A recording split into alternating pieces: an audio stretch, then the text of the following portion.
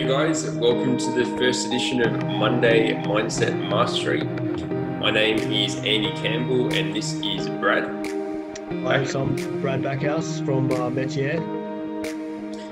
And I'm Andy from Andy Campbell Breakthrough Coaching. So we're both mindset coaches and Demartini Method facilitators. And today's webinar is all about creating buy-in and building clients for life, how to get clients to actually take action on your strategies and get results. So this is specifically for coaches and consultants. Yeah, I mean, working with individuals, but also I think definitely with people working with small and medium businesses, I think is the main target of this today. Okay, so let's get straight into it, Brad. Or do you want to tell us a little bit about yourself and briefly what you do? Yeah, so I'm a Demartini Method facilitator and Demartini Values facilitator, and my company's Metier, so I work one-on-one with people and in groups, and I've got a few other companies as well, and I've been involved in working for myself for the last 17 years and work with plenty of coaches and consultants over that time and have a few as clients as well. And yourself, Awesome. Andy? Yeah, my name's Andy Campbell. So I'm a mindset coach, a Demartini Method facilitator. I work one-to-one with clients and basically helping them to empower every area of their life to break through any emotional baggage, any subordination to different authorities in their life so they can go and live their most empowered self, essentially. Perfect. So I think we got 7, I guess, key areas we wanted to address today in terms of how to keep your clients engaged, how to keep them coming back, and most of all, how to get them to actually implement the strategies that you're asking them to do. Because a lot of the times, the people that you're consulting or coaching, you've got all these great strategies in the world, but if they don't turn around and do them, they're not going to get the result. And then they're going to turn around and blame you and not want to rebook with you. So I think the first thing we're going to look at was just make sure you're establishing a need. So what have you got to say about this, Andy, establishing a need? Yeah, so one of the absolute first things, coaching, consulting, or offering advice in any capacity, it's always first establish a need before you offer a service. Because otherwise, if you haven't established that the person is asking for what you're needing, it's kind of like if you're in a nightclub and you're going up to somebody and you're going for a home run and they haven't met you before. There's a high chance of them reacting negatively, and it's not going to go well. I think we both discussed earlier that we had that experience often between the age of about 18 and 21, and I think we bypassed 2 steps in the sales process there by first not establishing rapport, and then secondly not establishing a need for our specific services that we were offering. Yes, absolutely. I see that as a common problem with coaches and consultants. So I do a lot of networking, and I see quite often people will come and just start talking directly about the service they offer, the features of what they do, the clients that they help, but they don't actually ask the person, what's going on in your business, what's going on in your life, and just really establish that need and really get specific and see how they can specifically serve that person. And I think the biggest thing about that is that the person that you're talking to or the prospect isn't going to take any kind of, they're not really going to pay attention until they buy into what you have to say, and they're not going to really invest in it until you generate that need in them and show them how your service can help them. Yeah, and I think it's very important because the actual strategies that people are implementing, most of them have great success, and if they can't get the buy-in from that person, the person won't implement the strategies or book them as a consultant. So I think it's very important that people remember first establish that rapport, establish that need, just so that they can get to that stage where they're actually delivering the service. Because we've all got these great methodologies and services we want to deliver, but if we can't show someone how it serves them, then it's all wasted. So I think it's something that all of us in this space can work on, certainly. Yeah, 100% agree on that one. So that's number one. Number two that we identified as a must do for coaches and consultants. So we said, identifying that you're the right fit as the mentor for this person. So with that one, I suppose in my own experience, I've had a few business coaches that I've worked with over the last couple of years.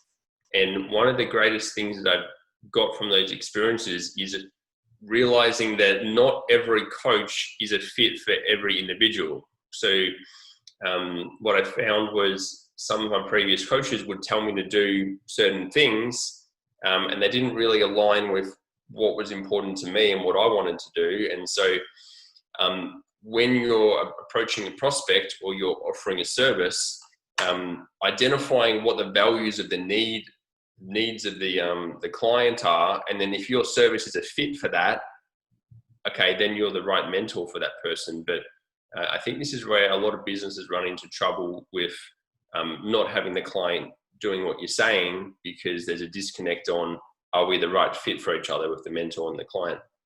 Yeah, I agree with that. And then I think it's just comes down to your confidence as a coach and consultant that you if you're desperate for clients and you take anyone on, if they don't align with what your your core offering and what you can really do for them, then they're not going to implement it anyway. And you're going to get bad feedback. They're not going to implement it, and they're just not going to be the right fit. So I think it's important to get that established at the start and just make sure you're working with the people that are aligned with your methodology and the way that you're going.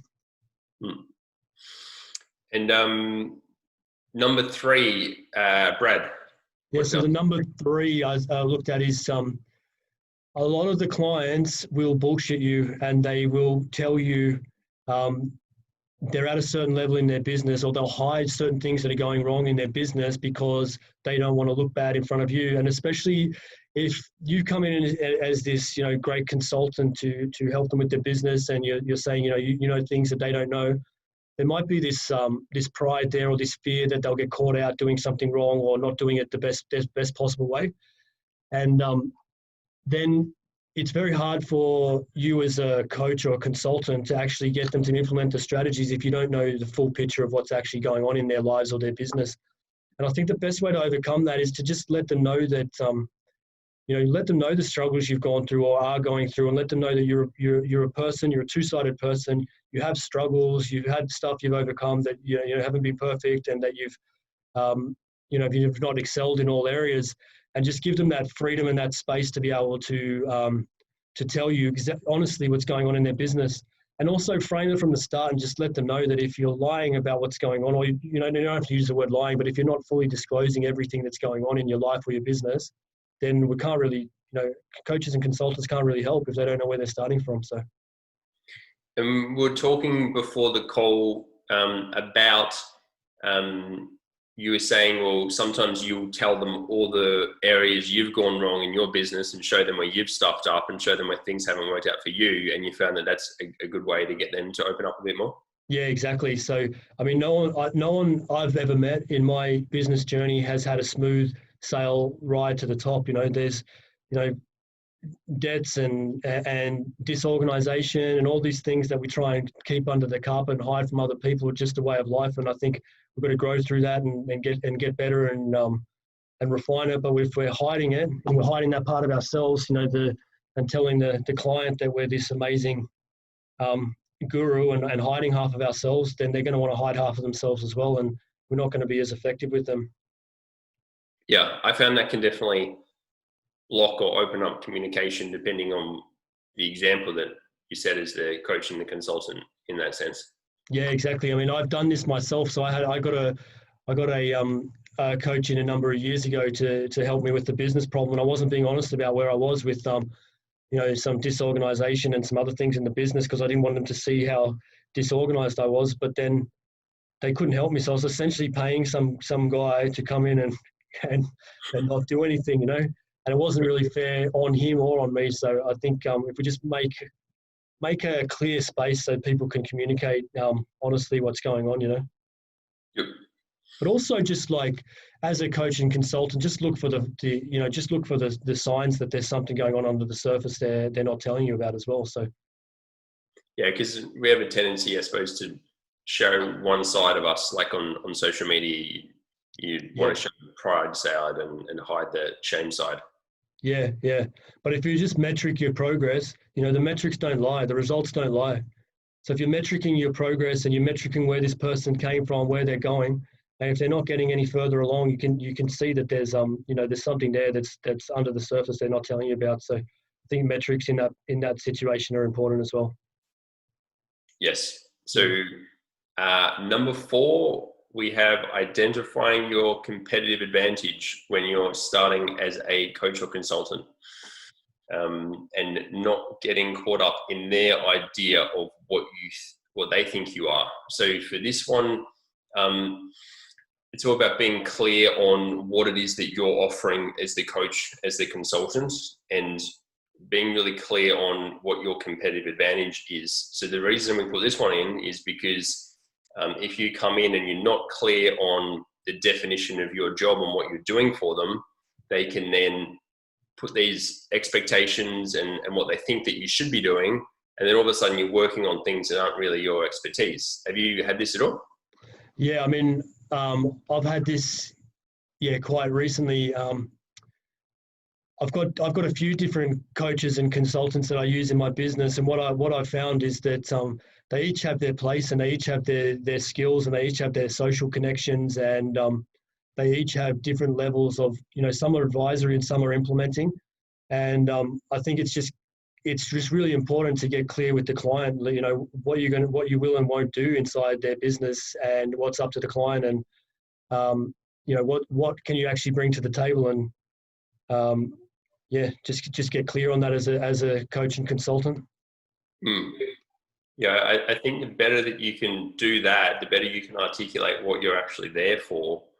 It sets up the expectations correctly, so that you're meeting those expectations, and they're not having these hidden agendas that they think you're there for, but you're not, and then having maybe a buried resentment around, oh, you didn't do this and this for me. So having that clarity is something that's really important. Yeah, I mean, I think the easiest way is just ask them at the start, what do you think, why have you engaged me, and what are you hoping to get out with this, and what do you think that I'll be doing, and just spelling out those, what you have to offer. You got to be really clear on what it is that you can offer, Some people have got great strategies, some are organized, some have got connections, got great social connections. Others have got, we've got the DeMartini method around mindset. So I think it's just a matter of being clear on what you can offer, how it's going to help them, and staying inside that expertise. And the moment you step outside of your expertise, you're going to get humbled. Yeah. Yep. So being clear on that, just make sure that you don't get kind of boxed into the wrong idea of what you're there for. Yeah. So that brings us to number 5, which kind of flows into this, is that don't live vicariously through your clients. So if don't be, I've had a lot of coaches and consultants, and ones that I've worked with and ones that are clients of mine, and I see quite often that they are suggesting strategies, they're suggesting, ways to go that they don't actually implement themselves. They're trying to stretch their client to go somewhere where they haven't gone themselves. And I think this is a big mistake, because I think the client will see through it eventually. And if you're not implementing it, you can't really be instructing it. It's like riding a bike. There's a big difference between telling somebody how to ride a bike and knowing how to ride a bike, or reading a book about how to ride a bike and riding a bike, and the client will pick this up. If you haven't implemented it, if it's just theoretical for you, then I think stay away from offering that as strategy for your clients.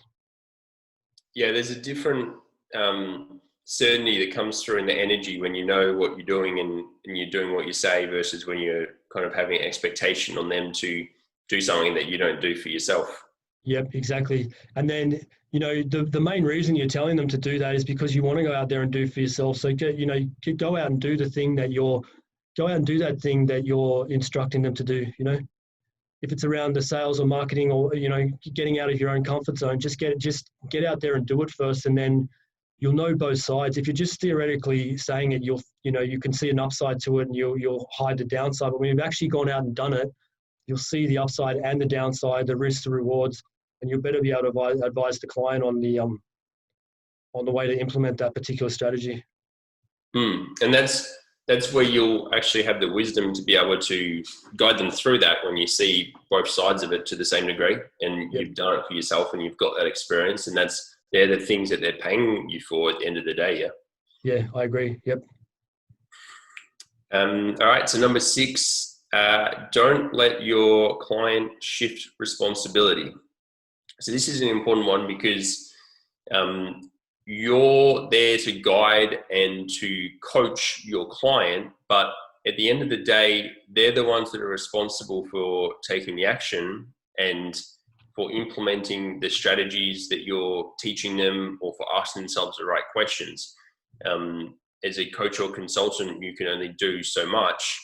And if you drop the ball there and you take on the responsibility, which can sometimes happen, that line can sometimes get blurred, then you're thinking you're responsible for their outcome and they've got more certainty than you do, and then all of a sudden you can no longer help them anymore.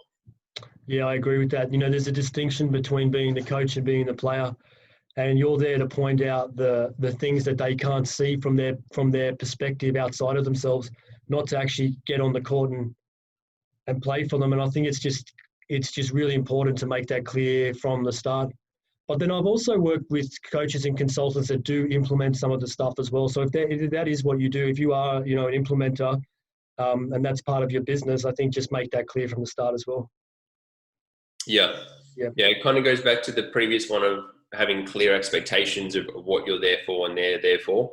But it can be a slippery slope if they're not taking responsibility and you buy into that idea of taking the responsibility for yourself, because then they're expecting you to do the work for them. And if that's not what the deal is, then it's going to put a roadblock in what you're trying to achieve with the two of you. Yeah, because knowing makes no difference. So it's the application of the knowledge that makes a difference. So I actually got fired by one of my consultants a few years ago because I was doing exactly this. I thought I'd hired this guy and things would just pick up, and I wasn't actually implementing all the stuff he was telling me to and then expecting to get a result. So sometimes we can, we can live in illusions sometimes. So I think it's just getting clear. It's important to get clear with the what's the role of the coach, what's the role of the the player in the game, essentially. Yep. So number 7, process mapping. Brad, do you want to talk about that one? Yeah, so process mapping. I know that a lot of coaches and consultants will implement this. This is obviously a particular one for business and small business, but this is what I've found has been the single most powerful thing that a coach or consultant can do for a business. And for me, in one of the businesses I had a guy come in and assist us to map out every single process in the business.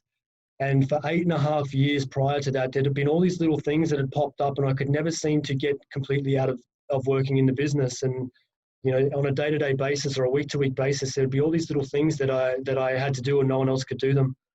And when we sat down, we mapped out every single process from the customer's point of view, from any stakeholder in the business, any process that had to do with everybody. We could see clearly whose role it was, who could handle it if things gone wrong, who was the chain of authority. And I no longer had to be involved in the business. And so I had 8.5 years of working in the business and trying to get out of it. And within two to 3 weeks, I was out after we did this.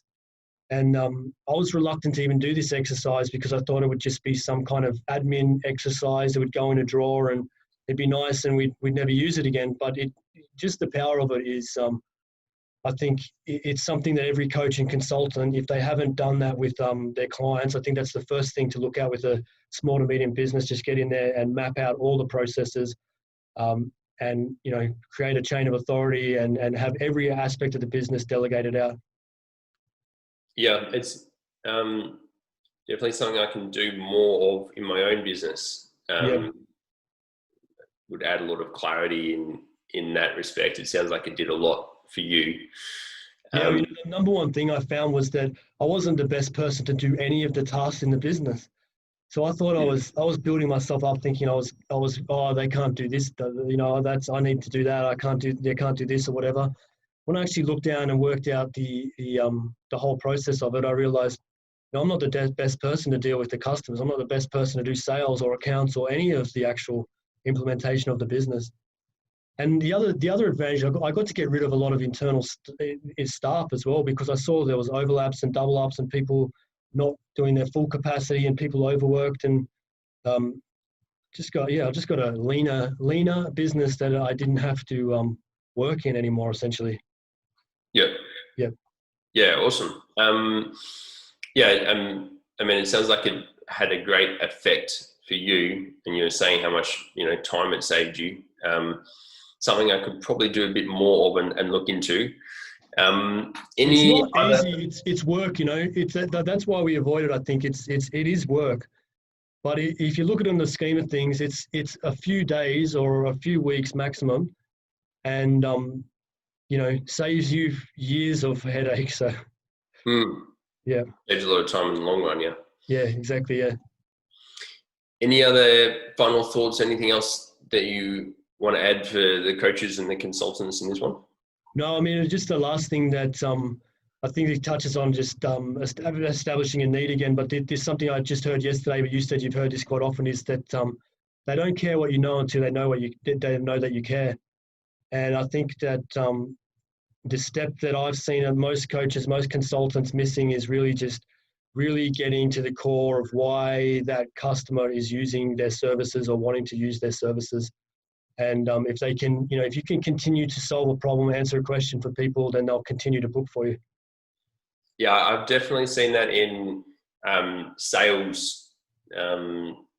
Definitely, when I'm speaking to someone in a sales situation, as soon as I am connecting with them and trying to solve their problem for them, it's a very different energy to when I'm trying to sell to them. And I think that that's really easy to pick up on from that position. And one of them, they're buying into you because you're magnetic in that situation because you're trying to help them and do things for them. The other one, it's just a very different, it's an easy thing to pick off as well. And they can just see that, you're just here to do the sale and you're not actually caring about the problem. So that's... Yeah, I agree.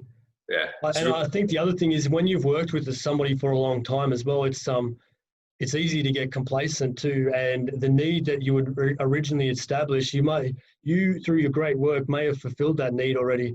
And if you don't go on and find a new need to fulfill, they're going to get rid of you, and you can't expect them to be grateful for you for what you solved last week or 6 months ago. You've got to keep making sure that you're solving problems, answering questions for them.